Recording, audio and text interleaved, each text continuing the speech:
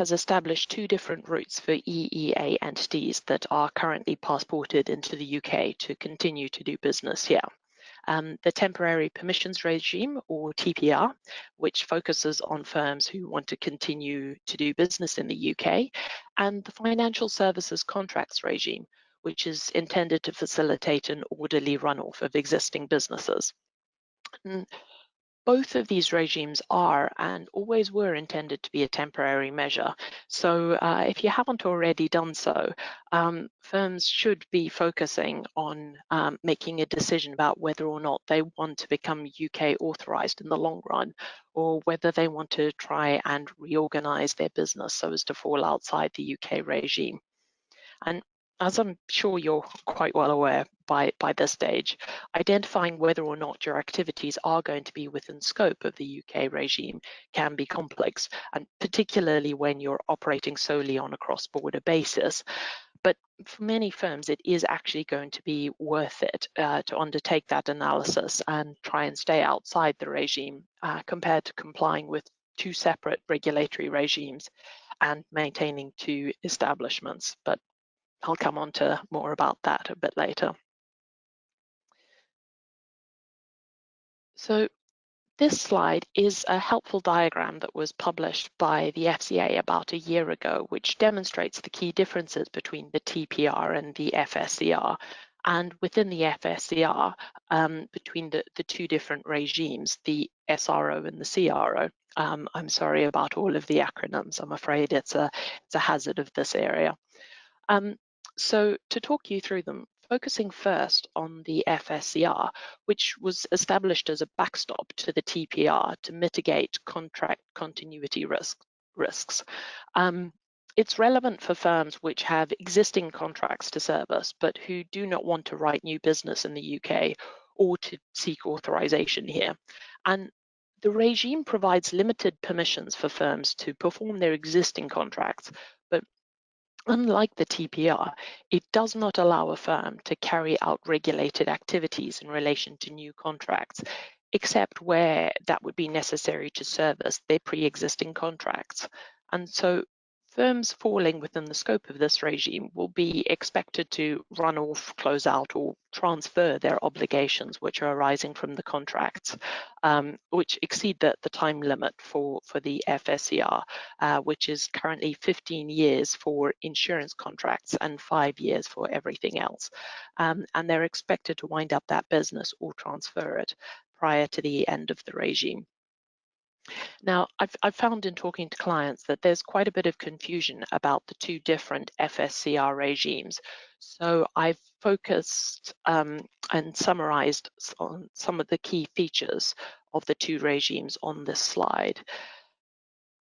The first regime, the CRO, or contractual runoff, applies to firms without a UK branch, so those who are operating under a freedom of services passport, or will be doing so immediately before the end of the transition period.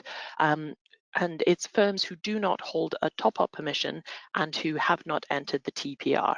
And these firms will enter the CRO automatically. And as I mentioned, the CRO will work based on a limited exemption to the general prohibition for the purposes of winding down the firm's UK regulated activities. And importantly, firms in the CRO are not deemed to be UK authorised, and so they are not going to be supervised by the UK authorities, though as you can see from the slide, home state authorisation is a condition of entry into the regime. So for these firms, it's largely going to be business as usual during the runoff.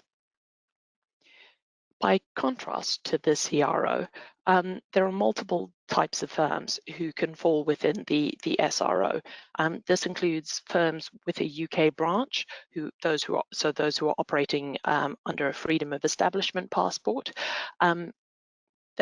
Firms that entered the TPR but exit it without UK authorization in respect of all of its regulated activities, and that's either because they got refused by the regulator or simply because they chose not to continue. and also firms that held UK top-up permissions before the UK's exit from the EU, who were either operating under a freedom of establishment or a freedom of services passport immediately before the end of the transition period. Similar to the CRO, all of these categories of firms will enter the SRO automatically. And again, like firms in the CRO, firms in the SRO are principally permitted to carry out regulated activities which are necessary to perform their pre-existing contracts. However, the key difference between these firms and those who are in the CRO is that firms in the SRO are deemed to have UK authorization, and so they are treated as authorized persons for the purposes of the UK regulatory regime, and they are therefore supervised by the UK authorities.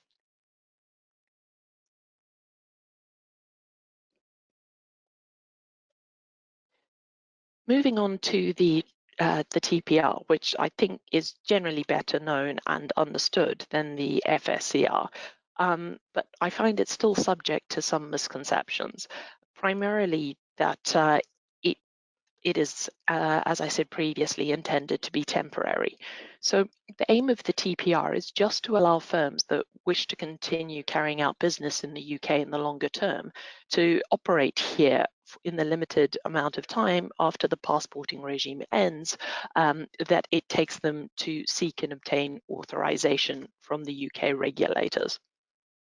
And as you may well know, the TPR allows firms with either a freedom of establishment or a freedom of services passport to obtain a deemed Part 4A or UK authorization with permissions to carry out those activities for a maximum of 3 years from the end of the transition period. But as I mentioned earlier, for the avoidance of any doubt, firms in the TPR don't actually have to seek UK authorization, but if they do not, then it means they will default into the FSCR, as I've just described. So one of the many questions I get asked is, can we still get into the TPR? And the answer is different depending on whether you're an insurer or an insurance intermediary. If you're an insurer and you haven't already submitted a valid notification to enter the TPR, the only way in is to submit an application for UK authorization before the end of the transitional period. And the regulators don't specify that this needs to be a complete application, just one that needs to be put in, although it is of course worth bearing in mind that the readiness of your application may slightly colour the regulator's view. For insurance intermediaries, the online notification window is now open again. It was closed for a period until the end of September, but you can now apply from any time from now until the end of the 30th of December. And note, that's the 30th of December, not the end of the transitional period on the 31st. But the notification process is very straightforward. And the FCA has published a step-by-step guide on its website to assist should you need it.